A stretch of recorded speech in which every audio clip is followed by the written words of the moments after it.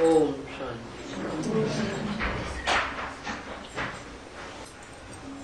आज की वाणी है 8 जनवरी 1967 की। रिकॉर्ड चला है बचपन के दिन भुला न देना। मीठे मीठे सिकीले बच्चों ने ये गीत सुना। ड्रामा प्लान अनुसार ऐसे ऐसे गीत सिलेक्ट किए हुए हैं।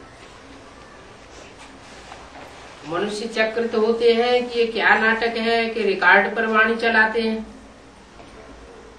ये फिर किस प्रकार का ज्ञान है?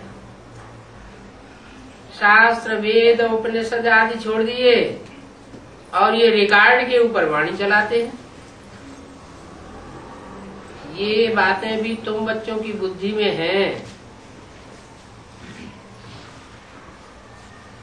क्या? कि फिल्मी रिकॉर्डों के जो पुराने गीत हैं उन गीतों के आधार पर बाबा वाणी चलाते हैं और वेद उपनिषद और शास्त्र सारे छोड़ दिए, पीछे छोड़ दिए। ये क्या बात हुई? जो भी गीतकार हैं या जो भी कवि हैं, पुराने कवि हो तो भी उनकी भावना में सात्विकता समाई हुई होती है और नए कवि हैं तो उनकी भी भावना में सात्विकता समाई हुई होती है। तो जो फिल्मी गीतकार हैं उन गीतकारों ने भी फिल्म में जो गीत बनाए हैं वो गीत बनवाने वाला भी बाप ही है और वो गीत ड्रामा में फिट होते हैं।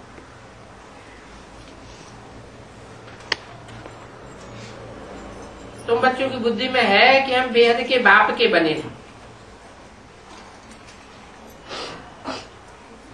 जिनसे अतीन्द्रिय सुख मिलता है। ऐसे बाप को भूलना नहीं है। बाप की याद से ही जन्म जन्मांतर के पाप दग्ध होने हैं। ही क्यों लगा दिया? बाप की याद के सिवाय और कोई दुनिया में दूसरा नहीं है जिसकी याद से हमारे जन्म जन्मांतर के पाप भस्म हो जाएं। क्यों? और कोई की याद से भस्म क्यों नहीं हो सकते और उसे एक की याद से ही क्यों भस्म हो सकते हैं?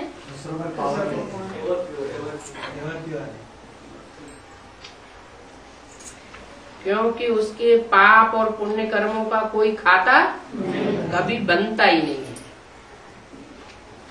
ऐसे की याद में रहने से हमारे पाप जो भी 63 जन्म में हुए हैं वो सब भस्म हो जाएंगे। ऐसे ना हो जो याद को छोड़ दो और विकर्म रह जाए।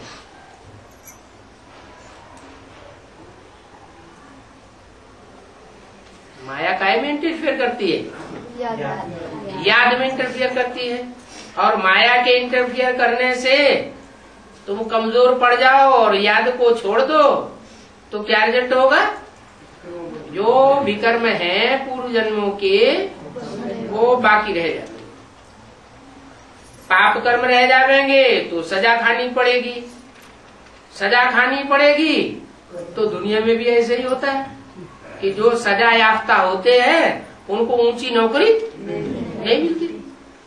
तो यहाँ भी ऐसे ही है। जो जितनी जास्ती सजाएं खाते हैं उनका नंबर माला में या कोई भी मालाओं में नीचे होता जाता है। पद भी कम हो जाएगा। ऐसे बाप को अच्छी रीति याद करने का पुरुषार्थ करना चाहिए। कैसे बाप को? जिसकी याद करने मात्र से पाप कर्म भस्म हो जाते हैं।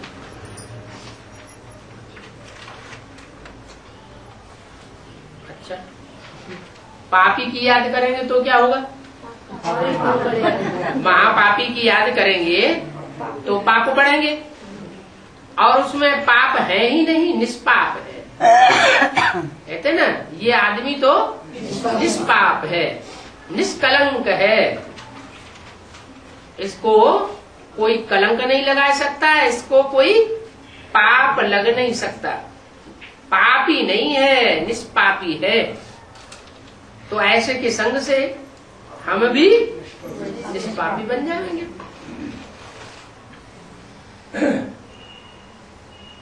तो अच्छी रीति याद करने का पुरुषार्थ करना चाहिए। जैसे बच्चे और बच्ची की सगाई होती है तो फिर एक दो को याद करते रहते हैं। क्या मिसाल दिया? सगाई होती है तो दिल एक दूसरे से लग जाती है।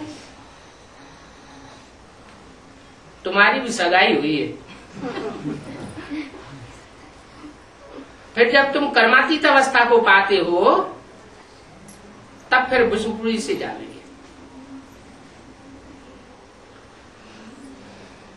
विष्णुपुरी में जाओगे। अभी कौन सी पुरी में है? अभी मायके में है, माँ का घर में। माँ का घर मायका, किसका? मायका। अभी जब तक माई के घर में है, माई माना ब्रह्मा, ब्रह्मा माँ को 3 पुरियों के कौन से तबक्के में दिखाया गया? नीचे तबक्के में दिखाया गया ना। तो नीचे तबक्के में माना वहाँ पाप की दुनिया है। ब्रह्मा को दाढ़ी मूंछ दिखाते हैं, विष्णु को तो नहीं दिखाते, शंकर को तो दिखाते भी है, नहीं भी दिखाते। शंकर को दोनों तरीके से दाढ़ी मूंछ वाला भी दिखाते हैं और क्लीन शेव वाला भी दिखाते हैं। क्लीन शेव माना विकारी नहीं है, देवताएं सब निर्विकारी होते हैं, इसलिए सब देवताओं को दाढ़ी मूंछ नहीं दिखाई जाती। सिर्फ एक ही है ब्रह्मा जिनको दाढ़ी मूंछ दिखाई जाती है, तो उनकी पूजा भी नहीं होती, उनकी मूर्तियां भी नहीं बनती, उनके मंदिर भी नहीं बनते। तो कौन सी दुनिया का वासी है? नीचे की दुनिया का या ऊपर की दुनिया का या मीडियम? नीचे की दुनिया का वासी। नीचे की दुनिया में ब्रह्मापुरी में पाप और पुण्य दोनों का खाता बनता है। जब ब्रह्मा आते हैं तो ब्रह्मा के मुख से निकली हुई वाणी के आधार पर जो चलते हैं तो उनका पुण्य का खाता बनता है, और वाणी के विपरीत चलते हैं, कोई मनुष्य की मत पर चलते हैं या मनमत पर चलते हैं, तो उनका पाप का खाता बनता है। पुण्य और पाप दोनों इस संगम युग पर बनते हैं जब ब्रह्मा के द्वारा परमात्मा शिव आकर के वाणी चलाते हैं। मुखवंशावली भी बनते हैं तो कुकवंशावली भी बनते हैं। ब्रह्मा मुख की जो बात मानते हैं वो मुखवंशावली, और जो बातों पर ध्यान नहीं देते, मुख की निकली हुई बातों पर, ब्रह्मा के चेहरे चौपड़े को देखते रहते हैं, या ब्रह्मा कुमार कुमारियों को देखते रहते हैं। कोई कुमारी होगी तो ब्रह्मा कुमार को देखेगी, कोई कुमार होगा ब्रह्मा कुमारी को देखेगा, कुमारी होगी तो ब्रह्मा कुमार को देखेगी, और उसका विकर्म का खाता बनता जाएगा, क्योंकि कुकवंशावली हो गए, एक दूसरे की गोद में जाना चाहते हैं। तो ये जो गोद की संतान है वो गोद की संतान विकारी संतान पैदा होती है। और बाप कौन सी संतान बनाने आए हैं? भ्रष्टाचारी संतान नहीं बनाने आए। भ्रष्टाचारी इंद्रियों की संतान, उससे भ्रष्टाचारी पैदा होते, मूत की पैदाइश से नीच पैदा होते। और भगवान तो आया है देवता बनाने। देवताओं के नेत्र कितने अच्छे दिखाते हैं, नेत्र ही नहीं, कहते हैं कमल नेत्र, कहते हैं मुख कमल। उनकी जो ज्ञान इंद्रियां हैं बड़ी तेजोमय दिखाई जाती है। तो ऐसी जो तेजोमय इंद्रियों वाले देवताएं हैं उनकी उत्पत्ति ही श्रेष्ठ इंद्रियों से होती है। जैसे आंख का भी तो लगाव इस दुनिया में देखा जाता है ना, लेकिन आंख का लगाव कम हो जाता है, भ्रष्ट इंद्रियों का लगाव जास्ती हो जाता है, तो भ्रष्टाचारी संतान कही जाती है। देवताओं की संतान श्रेष्ठ इंद्रियों की संतान थी। इसके लिए मिसाल भी है अपने भारत में। मिसाल है अपने भारत का पक्षी राष्ट्रीय मोर माना जाता है। क्यों? दूसरे पक्षी को राष्ट्रीय पक्षी क्यों नहीं माना? पक्षी किसे कहा जाता है? हाँ, जो ज्ञान योग के पंखों से, राइटियस और लेफ्टिस्ट पंखों से ऊंचे ऊंचे उड़ते हैं, उनको कहा जाता है पक्षी। यहाँ कौन सी उड़ान है? पुरुषार्थ की उड़ान है। कोई पुरुषार्थ में पड़े रहते हैं, सोए रहते हैं, कोई पुरुषार्थ में बैठ जाते हैं, कोई पुरुषार्थ में चलते हैं, कोई पुरुषार्थ में दौड़ते हैं, कोई पुरुषार्थ में उड़ते हैं और कोई पुरुषार्थ में हाई जंप लगाते हैं। तो मोर भी उसकी उड़ान जो है 3 हाई जंपों में दिखाई जाती है। क्या? 3 हाई जंप लगाता है। मोर का जो पूंछ है वो कृष्ण के मस्तक में लगाई जाती है। दुनिया कहती है कि कृष्ण विकारी थे और गोपियों की बुद्धि में है कृष्ण निर्विकारी है, विकारी नहीं है। दुनिया इस दृष्टि से देखती है, क्रिश्चियन लोग ग्लानि करते हैं कि देखो तुम्हारे भगवान को 16,108 रानियां थी और एक एक रानी से 10-10 बच्चे पैदा हुए, तो उन्होंने तो इस तरह ग्लानि कर दी है। बाप कहते हैं ये सब बातें फालतू बातें उठाई है। कलंक की धर पिछाड़ी कुत्ते भौंकते रहते हैं। क्या बोल दिया बोले? जो कलंक लगाने वाले हैं वो तो कलंक लगाते रहेंगे, जैसे कुत्ता भौंकता रहता है और हाथी झूमती हुई चाल से चलता रहता है, अपनी मस्ती में मस्त रहता है।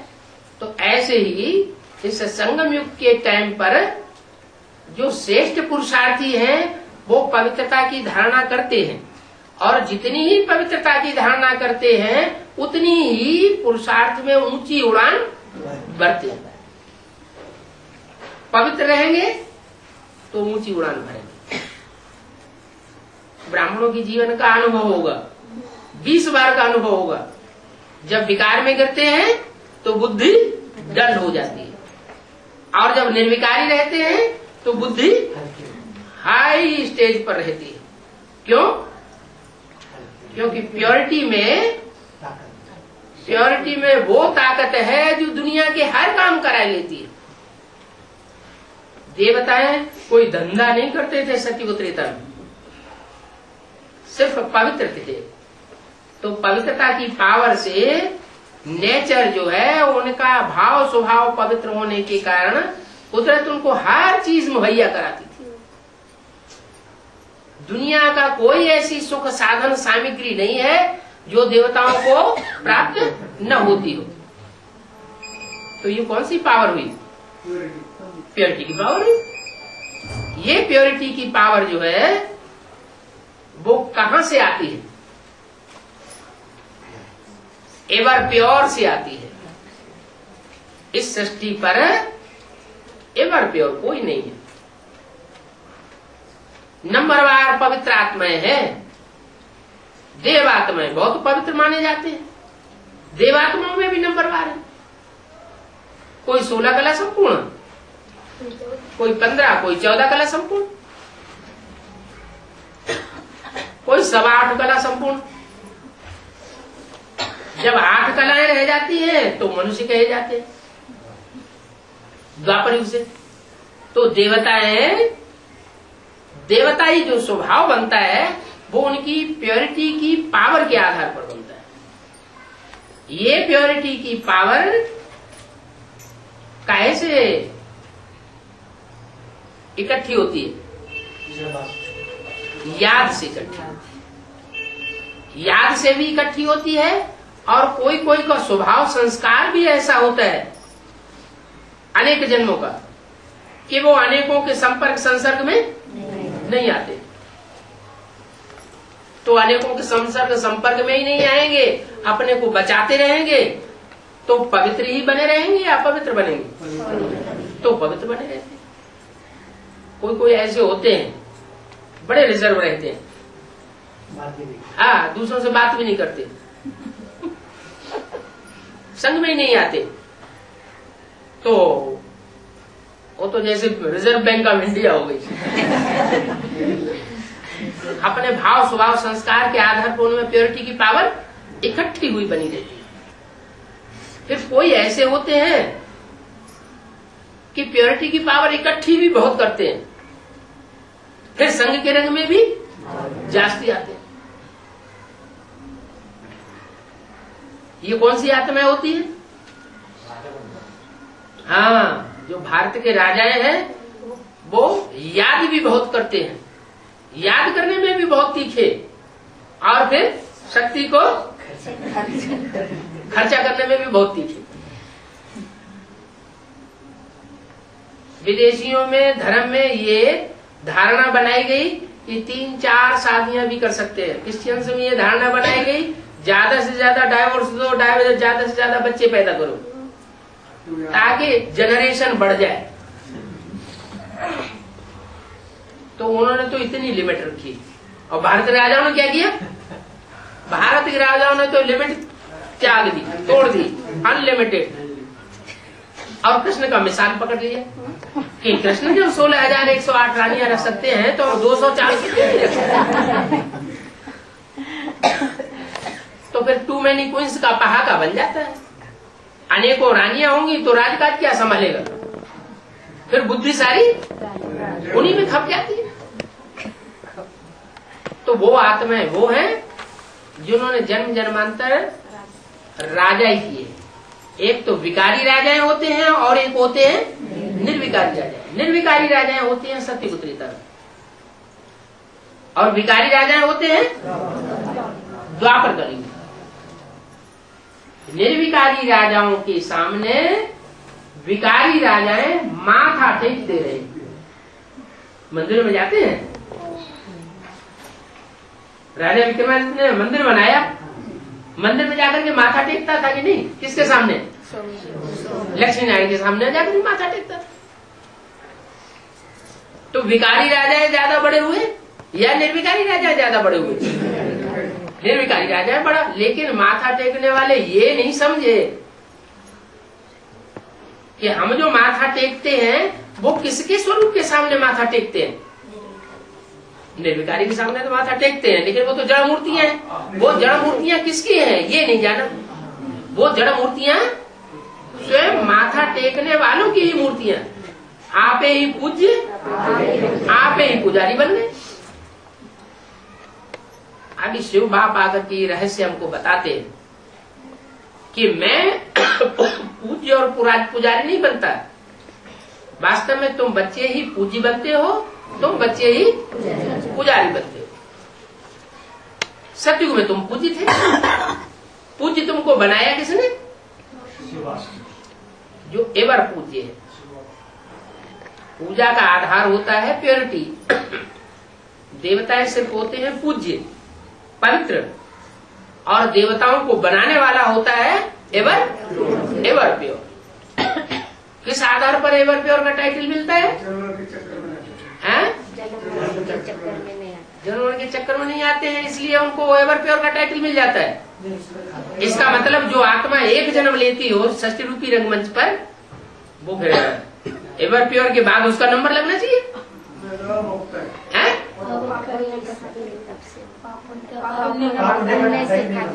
अरे किसी को टाइटल मिलता है तो कुछ काम किया होगा तब तो टाइटल मिलेगा, उपाधि मिलेगी। बिना कुछ किए धरे ऐसे ही उपाधि मिल जाती है। कोई रिसर्च करता है तो उसको पीएचडी की उपाधि मिलती है।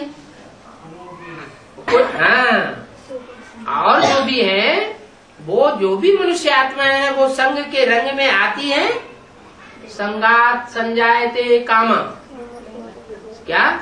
किसी के संग में आने से कामनाएं उत्पन्न होती है। कामात क्रोधो अभिजायते, कामनाओं की जब पूर्ति नहीं होती है तो क्रोध पैदा होता है। क्रोधात भवति सम्मोह, क्रोध होता है तो संपूर्ण मोह पैदा होता है, सम्मोह पैदा, सम्मोहन हो जाता है और उससे बुद्धि भ्रष्ट हो जाती है। तो जो मनुष्यों ने गीता लिखी उसमें भी ये बात बताई गई है। भगवान तो बताते हैं तुमको इच्छा मात्र अविद्या बनना है। इच्छा मात्र अविद्या बनने के लिए जरूरी है कि तुम संग दोष से अपने को बचाते रहो। संग दोष में आएंगे तो संग जरूर लगेगा। आत्माओं को संग का रंग न लगे ये हो नहीं सकता। चाहे रामकृष्ण की ही सशक्त आत्माएं क्यों न हो, उनको भी संग का रंग इस सृष्टि पर आकर के लगता जरूर है। एक तुरी या सोल ऐसी है जिसको संग का रंग नहीं लगता। उसका प्रूफ क्या है? उसका प्रूफ है कि और देवताओं के तो और इंद्रियां पूजी जाती हैं। कमल नेत्र, कमल मुख, पाद कमल, हस्त कमल, उनकी सब इंद्रियों की पूजा होती है और भगवान के लिंग की पूजा होती है। इसका मतलब लिंग से भी कर्म करते हुए भी वह पवित्र रहता है, अपवित्र नहीं बनता। माना मूत पलिति नहीं बनता। जो मूत पलिति बनते हैं माना डिस्चार्ज हो जाते हैं, शक्ति क्षीण हो जाती है, उनको अमोघ वीर्य नहीं कहा जा सकता। और शंकर को अमोघ वीर्य कहा जाता है। अमोघ वीर्य का मतलब क्या हुआ कि वो संग में आते हैं लेकिन बुद्धि से शंकर को याद किसकी रहती है? एक शिव की याद रहती है। तो बुद्धि से, मन बुद्धि से जो पतित नहीं होगा वो कर्मेंद्रियों से भी पतित नहीं हो सकता। कैसे? मन बुद्धि जहाँ जाएगी तो कर्मेंद्रियां भी अपना भोग भोगेंगी। मन बुद्धि नहीं जाएगी तो कर्मेंद्रियां भी अपना भोग नहीं भोग सकती। जैसे महबूबा का मिसाल दिया, महबूबा की याद में है, जा रहा है, कारखाने में काम कर रहा है, आंखें खुली हुई हैं, कोई उसकी आंखों के सामने से गुजर गया और उसे पूछा जाता है कौन गुजर गया, तो उसे याद ही नहीं। क्यों? उसकी खुली हुई आंखों ने क्यों नहीं देखा? क्योंकि खुली हुई आंखें जो है वो सामने वाले बाहर के व्यक्ति को देख नहीं रही हैं। उसकी मन बुद्धि रूपी तीसरा नेत्र जो है वो दूसरी जगह लगा हुआ है, इसलिए आंख ने उस विषय को ग्रहण नहीं किया। जैसे आंख का मिसाल है वैसे सब ही इंद्रियों का मिसाल है। सारी इंद्रियों का यही हिसाब है कि मन अगर उनके साथ होगा तो वो इंद्रिय अपना विषय भोग करेगी। अगर मन उसके साथ नहीं हुआ तो इंद्रिय अपना भोग नहीं सकती। यही राजयोग का तरीका है। बाप आते हैं यही हमको सिखाते हैं कि तुम अपने मन को ऐसा कंट्रोल करो कि इंद्रियां जो है अपने भोग ही न सके। अति इंद्रिय सुख तुमको तब भासेगा जब तुम्हारा मन तुम्हारे पूरे कंट्रोल में हो जाए। इसलिए कहा जाता है मन जीते जगत जीते। कहीं कहा आंख जीते जगत जीते नहीं। आंख तो सबसे ज्यादा धोखा देने वाली है। आंख सबसे ज्यादा धोखा भी देती है, सबसे ज्यादा नीचे भी गिराती है और आंख सबसे ज्यादा ऊपर भी उठा सकती है अगर पवित्र दृष्टि बन जाए तो एवर प्योर दृष्टि जो है वो परमात्मा की है। जो परमात्मा पार्टधारी सृष्टि पर आकर के प्रैक्टिकल पार्ट बजाता है, हीरो पार्टधारी में आकर के, उसकी दृष्टि से सृष्टि सुधरती है। नहीं तो दुनिया में क्या होता है, कोई कुमार है कोई कुमारी से आंख लग जाए, फिर एक दूसरे से बुद्धि आसक्ति होती रहेगी।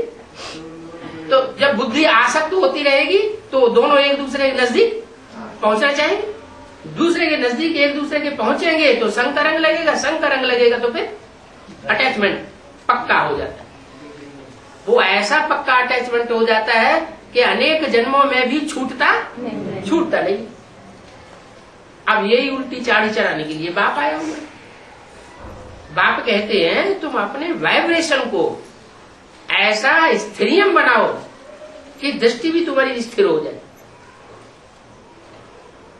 इसलिए मुरली में बोला है जो गहरी याद में रहता है उसकी दृष्टि भी स्थिर हो जाती है, इंद्रियां भी शीतल हो जाती है, वो भी स्थिर हो जाती है।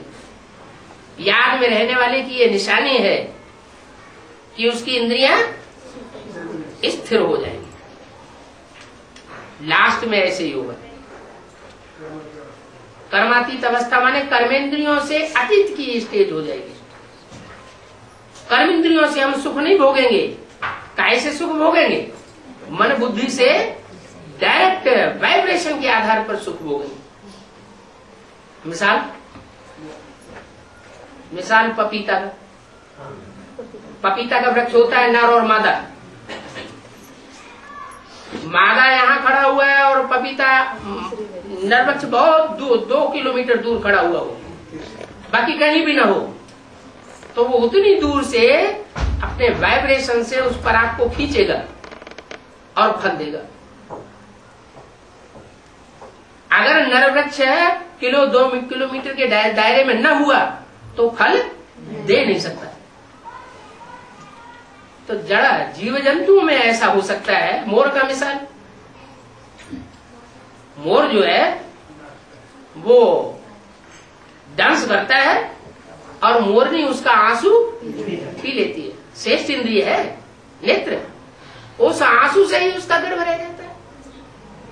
ये एक तो मिसाल किस लिए देखे जाते हैं? इसलिए देखे जाते हैं कि भगवान जब आकर के पढ़ाई पढ़ाए तो मनुष्यों को निश्चय बैठ जाए। नहीं तो आज की दुनिया में अनिश्चय बुद्धि बहुत है। निश्चय ही नहीं बैठेगा तो पुरुषार्थ कहां से करेंगे? अभी बाप कहते हैं निश्चय बुद्धि विजयते, अनिश्चय बुद्धि विनश्यते। तो निश्चय जो है, निश्चय और अनिश्चय, ये बाप के ऊपर पहले करना है, बाप के ज्ञान के ऊपर करना है और अपने पार्ट के ऊपर निश्चय करना है कि हमारा श्रेष्ठ पार्ट। संकल्प जो ऐसे आने चाहिए जो संकल्प नेगेटिव न हो, पॉजिटिव ही संकल्प हम करें, उसको कहते हैं ज्ञान।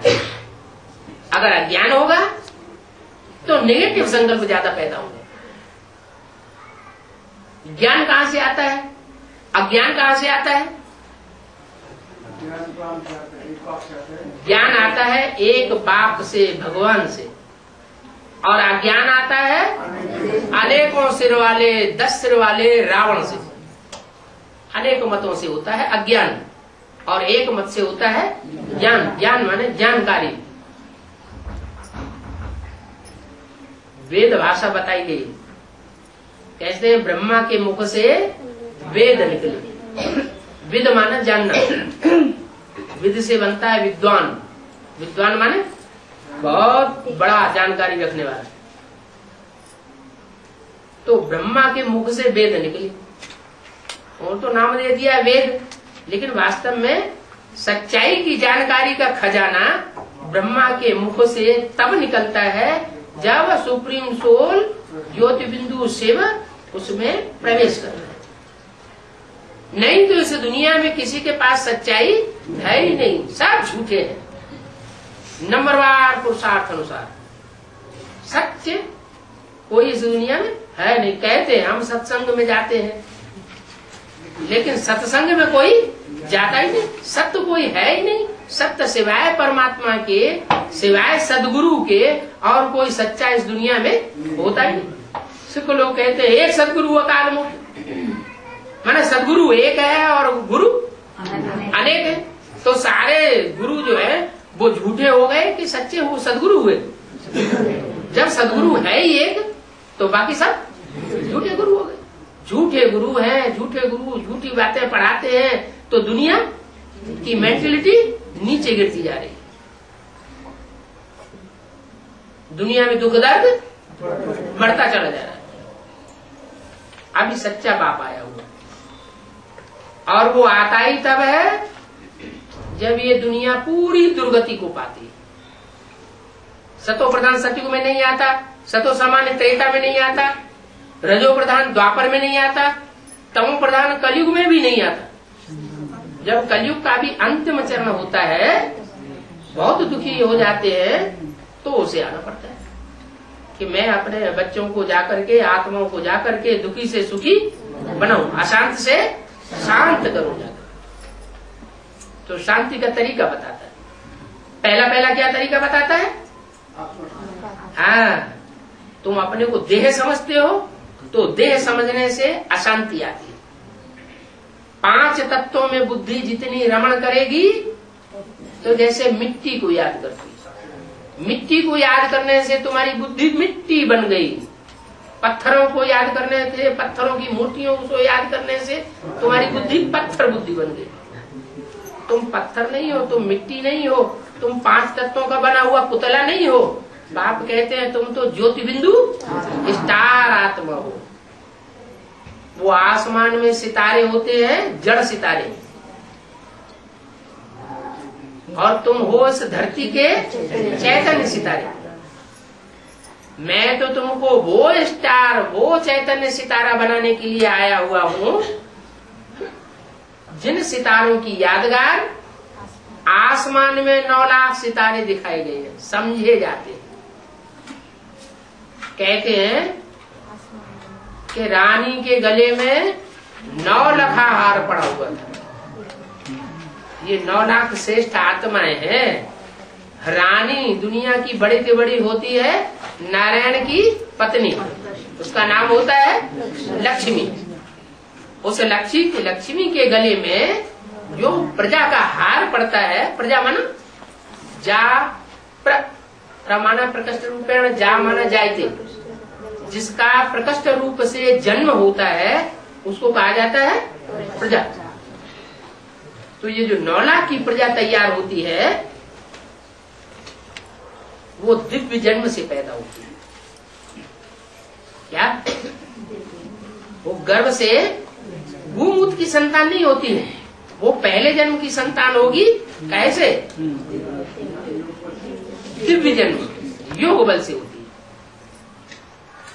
उनमें जो 4.5 लाख जन्म देने वाले हैं, वो संपूर्ण योग बल से पैदा होते हैं। उनका योग बल इंद्रियों की पहुंच से परे है। क्या? इंद्रियों की पहुंच से उनका योग बल परे है। किसका? जो 4.5 लाख जन्म देने वाले माता पिता हैं इस सृष्टि के, इंद्रियों की पहुंच से परे कैसे है वो योग बल? वो डायरेक्ट बाप से सीखते हैं। हाँ, डायरेक्ट बाप से तो सीखते हैं, लेकिन इंद्रियों की पहुंच से परे होकर के वो संतान कैसे पैदा करेंगे?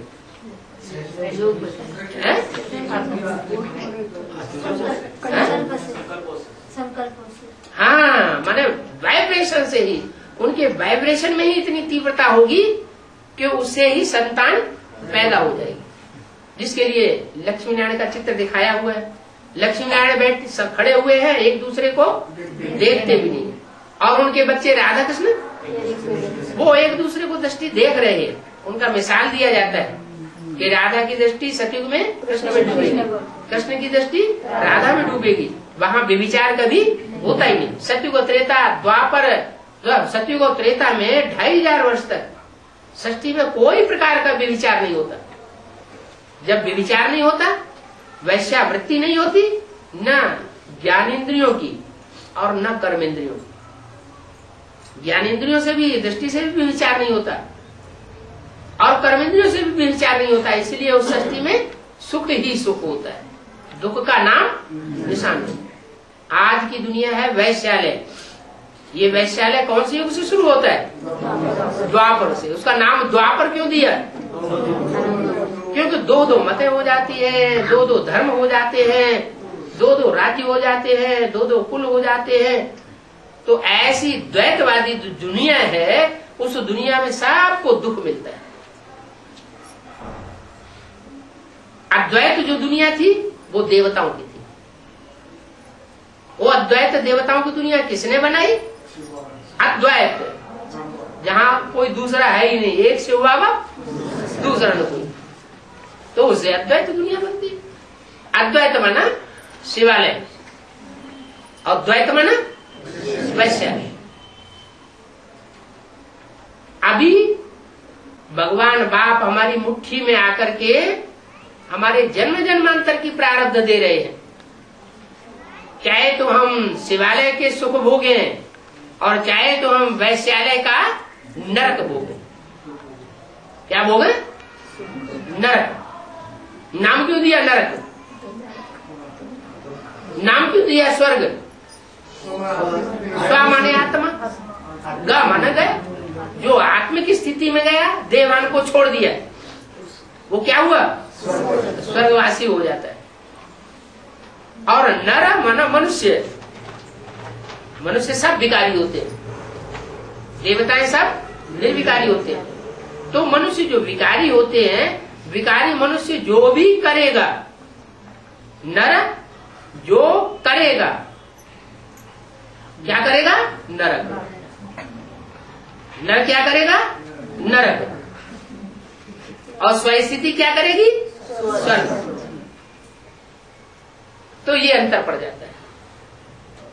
इस दुनिया में जितने भी मनुष्य हैं, बड़े बड़े बड़े महात्माएं हो, पुण्यात्माएं हो, ऋषि मुनि सन्यासी हो, बड़े बड़े धर्म पिताएं हो, उन्होंने सबने इस दुनिया में आकर के क्या बनाया? नरक बनाया। नर बनाता है नरक, और भगवान हमारी स्वस्थिति बना करके बनाता है स्वर्ग। स्वस्थिति से स्वर्ग और नर से नरक। तो स्वस्थिति धारण करेंगे तो देवता बनेंगे, स्वस्थिति से नीचे आएंगे देवहानी बनेंगे, देवहान से फिर 5 विकार पैदा होते हैं। अरे देह अपन को समझा तो दूसरे को भी देह के रूप में देखेंगे। मैं पुरुष हूँ, ये स्त्री है, बस आया देवान। देवान अपना रूप पहला विकराल रूप पकड़ता है, काम विकार का। जब आत्मा है तो आत्मा न स्त्री है न आत्मा पुरुष है। आत्मा जो है वो तो स्त्री भी बनती है, पुरुष भी बनती है, तब जब शरीर धारण करती है। तो ओरिजिनल हम क्या है? आत्मा भाई भाई हैं, उस सुप्रीम सोल बाप के बच्चे। वो स्टेज अगर हम धारण करेंगे, की प्रैक्टिस करेंगे, तो हम स्वर्गवासी बनेंगे। कितना सहज तरीका बताया। और वो ऋषि मुनि सन्यासी तो बताते रहे शास्त्रों में, अनेक जन्म पुरुषार्थ करेंगे तब कहीं जाकर के हमको प्रारब्ध स्वर्ग की मिल सकती है। बाप कहते नहीं, जितने भी धर्म पिताएं आते हैं वो सब एक जन्म में ही अपने धर्म का स्थापना करते हैं। तो मैं भी इस सृष्टि पर जब आता हूँ तो एक जन्म में ही सनातन धर्म की, स्वर्ग की स्थापना करता हूँ। मैं जिस सत्य सनातन धर्म की स्थापना करता हूँ वहाँ सुख ही सुख होता है, दुख का नाम निशान नहीं होता। और 2500 वर्ष तक होता है। उस 2500 वर्ष की हिस्ट्री किसी के पास मौजूद ही नहीं। जिस 2500 वर्ष की हिस्ट्री मौजूद है, उस 2500 वर्ष के अंदर नर आए हैं सृष्टि पर और उन्होंने नरक बनाया। कौन कौन आए हैं? इब्राहिम, बुद्ध है, क्राइस्ट है, गुरु नानक, जितने धर्म पिताएं आए, अपने अपने धर्म स्थापन किए, द्वैतवादी धर्म। उन सब ने आकर की सृष्टि को ज्यादा ही नरक बनाया। उनके फॉलोअर्स सुनेंगे तो उनको मिर्ची लगेगी, लेकिन बात तो सच्ची है। सच्ची बात को जो सत्य बाप के सच्चे बच्चे होंगे वो मान लेंगे। सच्चे बच्चे कौन से होते हैं? जो सूर्यवंशी होंगे सो मानेंगे। सूर्यवंश के बाद होता है चंद्रवंशी। चंद्रमा किससे रोशनी लेता है? सूर्य से। गीता में लिखा है कि भगवान जब आते हैं तो सबसे पहले ज्ञान किसको सुनाते हैं? सूर्य को सुनाते हैं। तो सूर्य से सूर्यवंशी पैदा होते हैं। सूर्य से जो पहले पहले ज्यादा शीतल ज्ञान लेता है वो चंद्रमा कहा जाता है।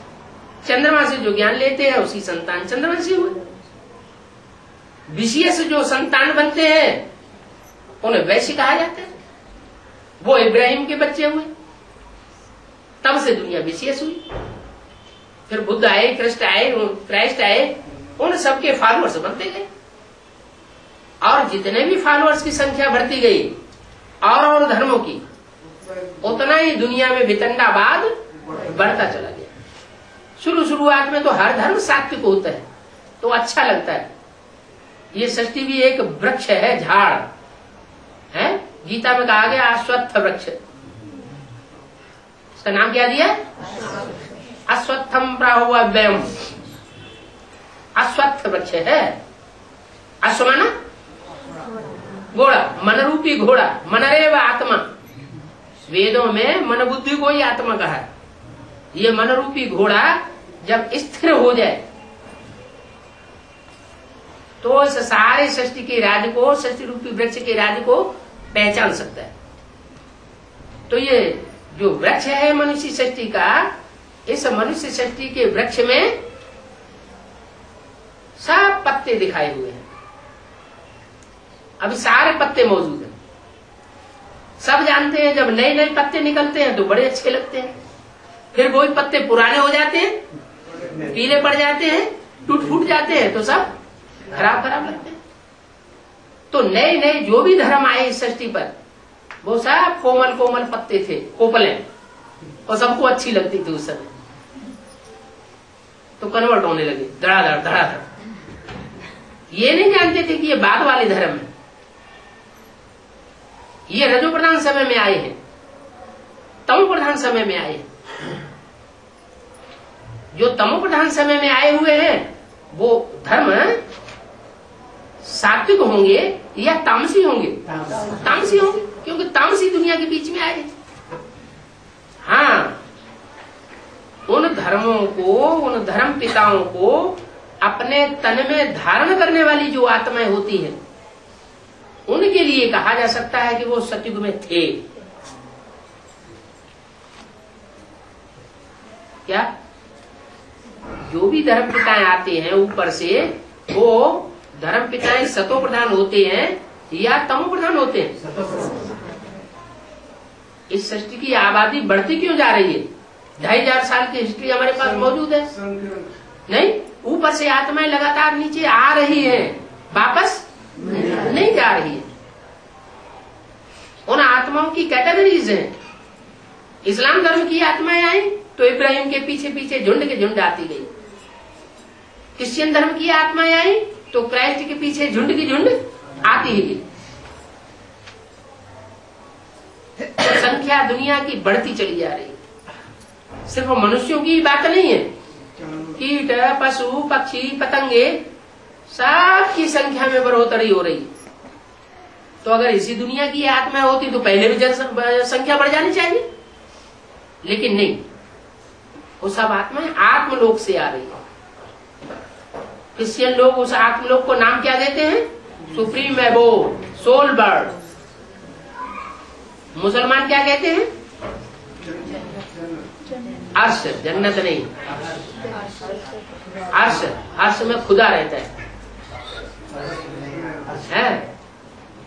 जो आत्मा है वो ज्योति स्वरूप है। आत्मा सितारा है। ऐसे तो कुरान में भी कहा है खुदा क्या है? वो एक सितारा है। खुदा भी सितारा है तो खुदा के बंदे भी सब सितारे। तो इस दुनिया में आबादी लगातार बढ़ती है। बढ़ती बढ़ती आबादी जो है वो ये साबित करती है कि दुनिया में जो भी आने वाली आत्माएं हैं पहले सतो प्रधान होती है और बाद में धीरे धीरे संग के रंग में आकर तमो प्रधान बन जाती है। अभी सारी सृष्टि कलयुग के अंत में तमो प्रधान बनी पड़ी। कोई कहे हैं ये क्या नई बात सुना दी? कलयुग अंत कहां से आ गया? शास्त्रों में तो लिखा हुआ है अभी हजारों वर्ष है। अभी कलयुग का अंत कहां से आ गया? तो उसका प्रूफ है। प्रूफ ये है 2500 साल की हिस्ट्री मनुष्य के पास मौजूद है। उसे कहते हैं नरक। नरक के द्वारा बनाई हुई सृष्टि। और उससे पहले की जो सृष्टि भगवान के द्वारा बनाई हुई थी उसकी हिस्ट्री नहीं है। वो भी 2500 साल की। जो हिस्ट्री है वो भी 2500 साल की दुनिया, और जिसकी हिस्ट्री नहीं है वो भी 2500 साल की दुनिया। दोनों मिलाकर 5000 साल की सृष्टि है। और महाभारत में भी लिखा हुआ है कि आज से 5000 साल पहले भगवान ने आकर के महाभारत युद्ध कराया था और 5 पांडव जो सच्चे थे, भगवान के फॉलोअर थे, वो विजयी हुए और बाकी सब हारे। उन्होंने उसका उल्टा अर्थ उठा लिया। उन्होंने ये समझा 5 ही बचे होंगे। ऐसी कोई बात नहीं है। 5 का मतलब है उंगलियों पर गिने जाने योग्य आत्माएं इस सृष्टि पर बची। कहाँ दुनिया में 500-700 करोड़ की आबादी, और कहा नहीं 9 लाख भी कहाँ। 9 लाख तो जन्म लेने वाले बनते, जन्म देने वाले तो 4.5 लाख ही बचेंगे। तो जो 4.5 लाख बचेंगे, वो 4.5 लाख में भी जो सृष्टि को परिवर्तन करने वाली आत्माएं हैं, वो तो राजा वर्ग की होंगी या प्रजा वर्ग की होंगी। राज घराने की जो आत्माएं होती है, वो राज्य को परिवर्तन करती है, प्रजा को भी परिवर्तन कर देती है। तो उनमें जो 1 लाख है वो फर्स्ट क्लास प्रजा, दूसरी लाख सेकंड क्लास प्रजा, तीसरी लाख थर्ड क्लास प्रजा और चौथा लाख फोर्थ क्लास प्रजा। प्रजा वर्ग के अंदर से श्रेष्ठ आत्माएं छुपी हुई पड़ी। कोई फर्स्ट क्लास राज्याधिकारी बनते हैं, कोई सेकंड क्लास राज्याधिकारी बनते हैं, कोई थर्ड क्लास राज्याधिकारी बनते हैं। फिर उनमें से भी चुनाव होता है, तो वो 8 निकलते हैं जो अष्ट देव कहे जाते हैं, जो पूजे जाते हैं। कोई भी शादी करेंगे, यज्ञोपवीत करेंगे, तो वो अष्ट देव नवरत्न की पूजा करते हैं, नवग्रह बना करके। आज भी उनकी पूजा, कोई भी अनुष्ठान करेंगे, उनका पहले पूजन करेंगे। इससे साबित होता है कि भगवान अकेला कुछ नहीं करता, कोई विशेष आत्माएं होती हैं जो उनकी विशेष सहयोगी बनती है। वो इस सृष्टि के पहले पूर्वज हैं। पूर्वज माना जिन्होंने पहले जन्म लिया। जा माना जन्म, पूर्व माने पहले। कौन सा जन्म लिया? गर्भ का? गर्भ का नहीं, दिव्य जन्म। दिव्य जन्म माना अपने पार्ट को पहचाना कि सृष्टि रूपी रंगमंच पर सबसे श्रेष्ठ से श्रेष्ठ मेरा ये पार्ट है, मैं इस नंबर का मणका हूं। खुद को भी पहचाना और साथ साथ दूसरों को भी पहचान दी। जब बाप आते हैं तो खुद आकर के अपनी पहचान देते हैं। राम होते हैं तो राम की सोल का, राम की पहचान कौन देगा? कोई दूसरा देता है क्या? हर आत्मा अपने पार्ट को पहले पहचानती है और अपने को स्वतः ही अपनी वाचा से, अपनी दृष्टि से, अपनी वृत्ति से, अपनी कर्मेंद्रियों से स्वतः ही अपने को प्रत्यक्ष करती है और दूसरे उसको पहचानते हैं कि इनका ये पार्ट है। 500 करोड़ आत्माएं जो भी हैं, वो सब बिंदु बिंदु आत्माएं पार्टधारी है। रंगमंच पर कोई पार्ट बजाने वाला हो और वो ये कहे कि हमें अपने पार्ट का पता ही नहीं, तो उसको तो बुद्धू ही कहेंगे। तो हर जन्म में तो हम बुद्धू होते हैं, लेकिन अभी तो बाप हमको मिल गया ना। अभी तो सृष्टि रूपी रंगमंच का डायरेक्टर आया हुआ है ना। वो डायरेक्टर इन आंखों से किसी को दिखाई नहीं देता, वो तो ज्योति बिंदु है, सदैव सदा शिव है, लेकिन वो पर्दे के पीछे रह करके हमको इशारे तो दे रहा है ना। देव आत्मा इशारे को समझती हैं, मनुष्य समझ नहीं पाते, वो कहने से समझते हैं। और जो राक्षसी किस्म की आत्माएं हैं, वो कहने से भी नहीं समझती और इशारे से भी नहीं समझती, वो फिर गर्भराजी मालिक है। तो जो श्रेष्ठ आत्माएं हैं, वो पहले अपने पार्ट को समझ लेती है और समझ करके संसार में प्रत्यक्ष होती है। तो मुट्ठी भर होंगे या ज्यादा होंगे? थोड़ी सी आत्माएं श्रेष्ठ होती हैं, प्रजा वर्ग की ढेर सारी होती है। तो प्रजा वर्ग वाली जो आत्मा है, जो अपने स्वरूप को जल्दी नहीं पहचान पाती, वो कंट्रोल्ड होती है श्रेष्ठ आत्माओं के द्वारा। भगवान आता ही है इस सृष्टि पर राजा स्थापन करने के लिए। आज किसका राज्य है? प्रजा का राज्य है कि राजा का राज्य है? मनुष्यों के द्वारा जो सृष्टि बनाई जाती है उसका अंतिम स्वरूप होता है प्रजा के ऊपर प्रजा का राज्य। ये मानवीय सृष्टि का अंतिम चरण है। और ईश्वरीय सृष्टि जो आने वाली है उसका ऊंचे से ऊंचा स्वरूप होता है सतयुग की आदि में, जहां एक राजा होता है। भगवान आकर के राजा बनाता है और मनुष्य मनुष्य को प्रजा बनाई देती है, आधीन बनाई देती है। प्रजा होती है आधीन, राजा होता है स्वाधीन।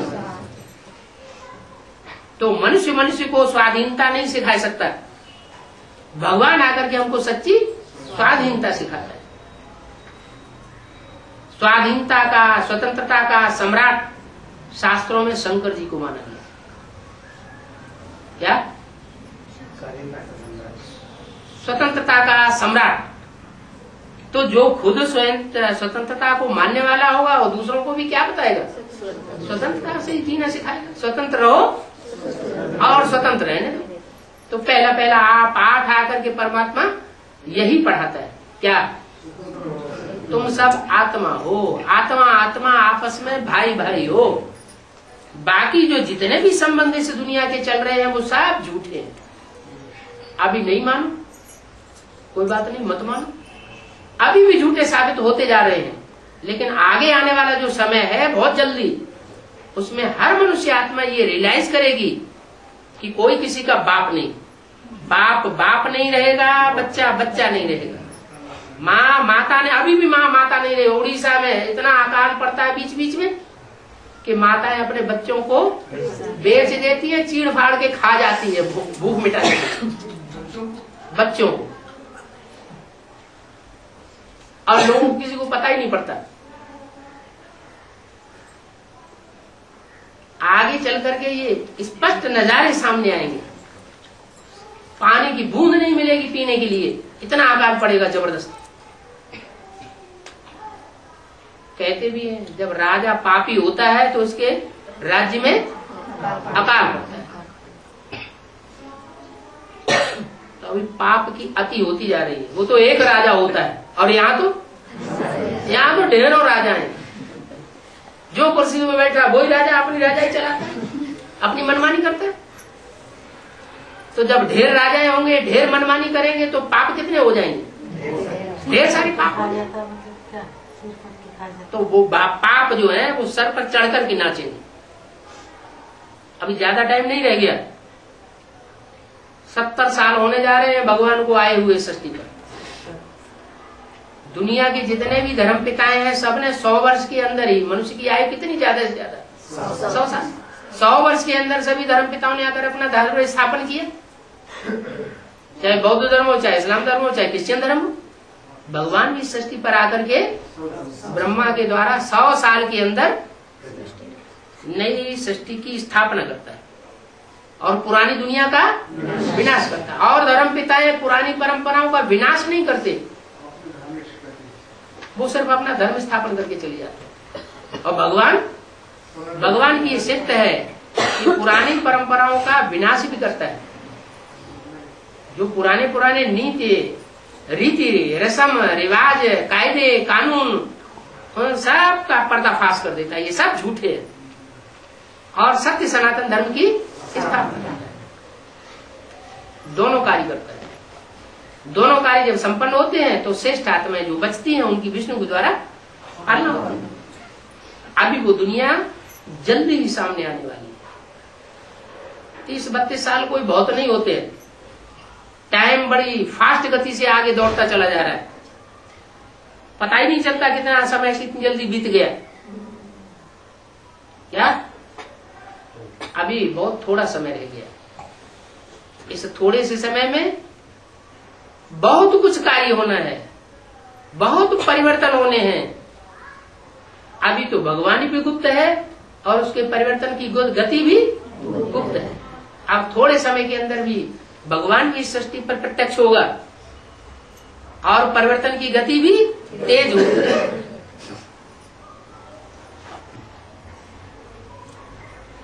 तो तेज कब होगी? मल्टीप्लिकेशन हो रहा है, एक आत्मा से दूसरी को ज्ञान मिलता है, दूसरी से और दूसरी तीसरी को ज्ञान मिलता है, दूसरी तीसरी से और औरों को ज्ञान मिलता है, मल्टीप्लिकेशन होता जाता है। आत्मिक स्थिति वालों की संख्या बढ़ती जाएगी और देवभान में रहने वालों की संख्या घटती नहीं जाएगी। वो तो पलट क्यों है, वो घटेगी नहीं कभी। लेकिन पावरफुल आत्मिक स्थिति वाले जब तैयार हो जाएंगे तो उनका संगठन इतना पावरफुल संगठन होगा कि वो हुजूम की हुजूम आत्माओं को अपने कंट्रोल में वाइब्रेशन से कर लेगा। शिवाजी के पास कितनी सेना थी? मुट्ठी भर। और औरंगजेब के पास कितनी सेना थी? टिड्डी दल।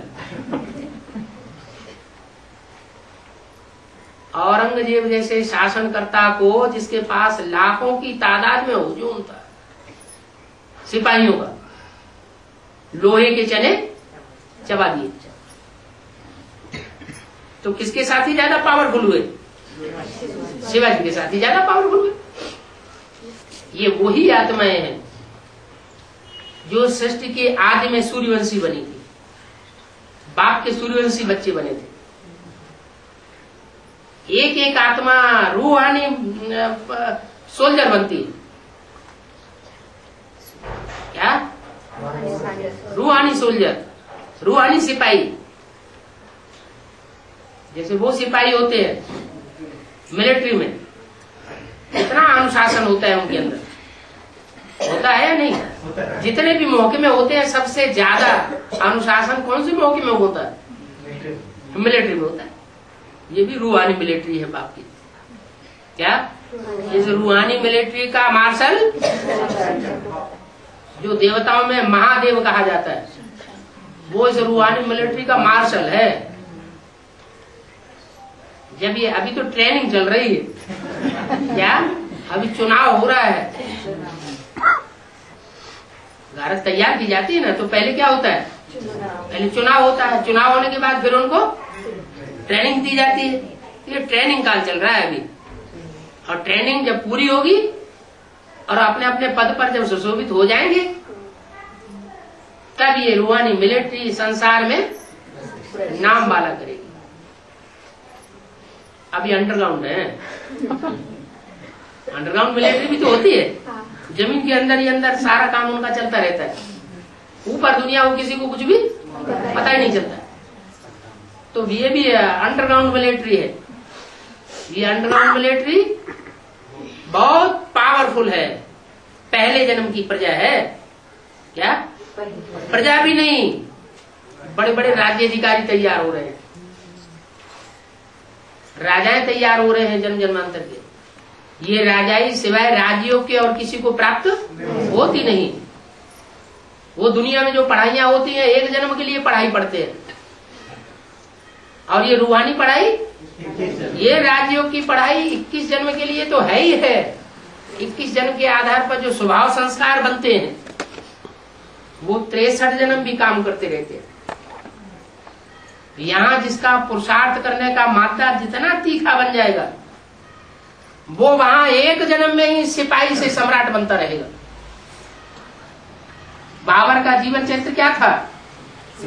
सिपाही से राजा बन गया, सम्राट बन गया। जैसे विक्टोरिया का वजीर स्ट्रीट लाइट में बैठ करके पढ़ाई पढ़ता था, ऊंचा उठते उठते विक्टोरिया का वजीर बन गया। विक्टोरिया को ज्यादा बुद्धि होती है या उसके वजीर को ज्यादा बुद्धि होती है? वास्तव में शासन सत्ता किसके हाथ में होती है? वजीरों के हाथ में होती है।